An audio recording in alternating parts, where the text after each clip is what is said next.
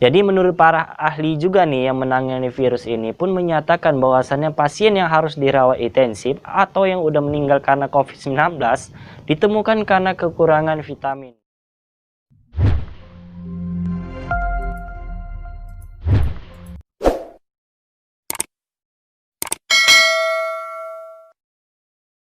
Hai, Assalamualaikum warahmatullahi wabarakatuh. Ketemu lagi dengan aku di channel Aga Pratama.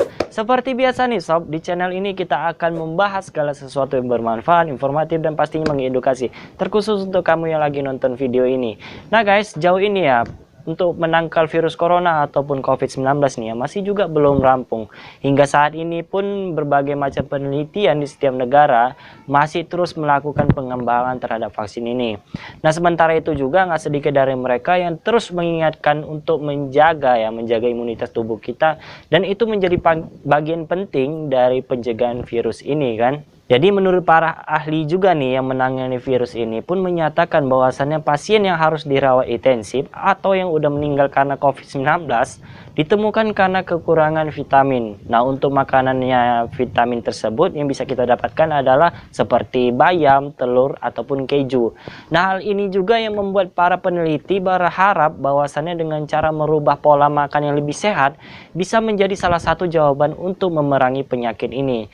Jadi para peneliti juga telah mempelajari terhadap pasien yang dirawat di rumah sakit, menyatakan bahwasannya pasien yang harus dirawat di ICU ataupun meninggal karena COVID-19 memiliki kadar vitamin K yang lebih rendah dibandingkan dengan kelompok individu yang sehat. Jadi jika COVID-19 ini pada awalnya ya dianggap sebagai penyakit pernafasan, akan tetapi banyak juga yang bukti banyak juga bukti menunjukkan penyakit tersebut mempengaruhi area lain dari tubuh. Nah ternyata nih ada beberapa ahli juga beranggapan bahwasannya COVID-19 disebabkan pembekuan darah dan degradasi serat elastis di paru-paru.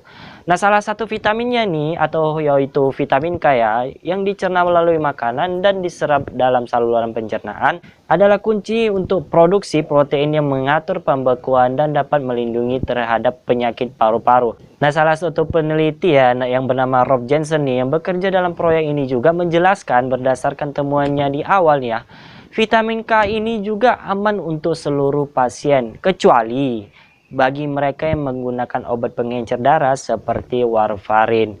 Nah seperti penuturannya nih yang dia katakan sendiri adalah saran saya adalah meminum suplemen vitamin K tersebut.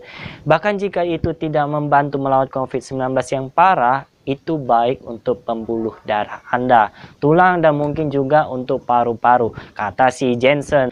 Si Jensen juga menjelaskan bahwasanya vitamin K ini terdiri dari dua, yaitu vitamin K1 dan vitamin K2.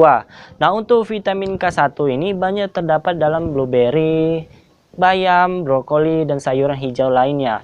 Nah sedangkan untuk K2-nya ya, vitamin K2-nya itu terdapat dalam keju. Nah salah satu sumber vitamin K yang bisa kita temukan pada tanaman alfalfa nih guys. Nah tanaman alfalfa ataupun Medicago sativa ya bahasa latinnya adalah jenis tanaman herbal tahunan yang mempunyai ciri-ciri seperti berakar tunggang, batang menyelusur tegak dari dasar kayu, dan tingginya pun berkisar dari 30 sampai 120 cm dan memiliki 3 daun dalam satu tangkai. Nah untuk tanamannya ini pun banyak dibudidayakan di negara-negara maju seperti Eropa, Australia, Amerika Selatan, Afrika Selatan, Cina, dan Timur Tengah. Namun nih sayangnya alfalfa ini belum ada yang mampu membudidayakan di Indonesia. Ya faktor utamanya sih nggak jauh-jauh kayak kondisi iklim dan beberapa ya seperti kita lihat kualitas tanahnya juga yang berbeda, yang sangat jauh berbeda dari negara-negara tadi. Nah alfalfa ini juga guys dikenal sebagai satu tumbuhan dengan kandungan gizi yang tinggi, mengandung kalsium juga, klorofil, karoten, dan vitamin K di dalamnya. Dan terbukti juga nih alfalfa ini sering dijadikan bahan suplemen untuk dikonsumsi, dan salah satunya yang bisa kita temukan semua kandungan itu berada dalam K-liquid klorofil.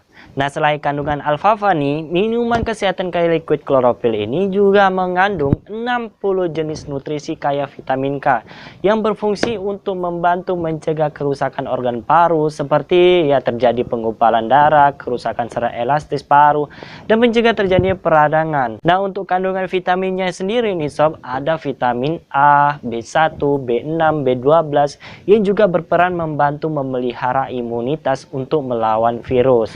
Nah, liquid chlorophyll ini juga tidak mengandung bahan kimia apapun, apalagi pewarna sampai dengan perasa. Jadi sehingga nih, jadi sangat aman untuk dikonsumsi oleh siapapun, mau anak-anak, balita, orang tua, nenek-nenek, kakek-kakek, atau siapapun yang penting masih hidup.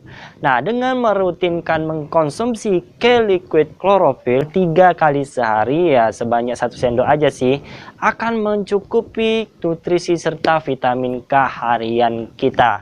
Nah, sudah saatnya nih kita mencukupi nutrisi harian beserta vitamin K kita dengan liquid chlorophyll. Oke, bagi kalian yang masih penasaran dengan liquid chlorophyll ini, kalian bisa langsung klik link yang ada di deskripsi dan juga bisa order melalui tersebut. Dan kalian juga bisa mendapatkan promo harga hingga 50% apabila belanja melalui link tersebut.